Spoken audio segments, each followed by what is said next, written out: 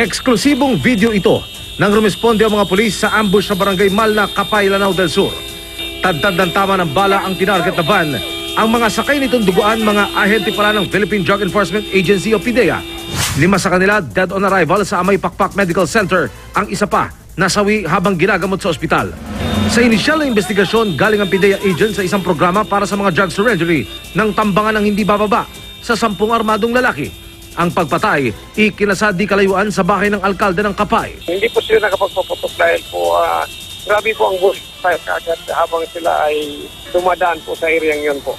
Ang mga salarin, tinutugis na ng pulisya katuwang ang 82nd Battalion ng Philippine Army. Pwede pong naglakad sila sa kabundukan po dahil sa pagkaano po ng ating mga kapulisan na nag-escort din po is wala naman po silang nadaanan ng mga vehicle po. Maring kinundinan ni PIDEA Director General Aaron Aquino ang ambush. Gagamitin daw ng PIDEA ang lahat ng resources nito para madakip ang mga salarin.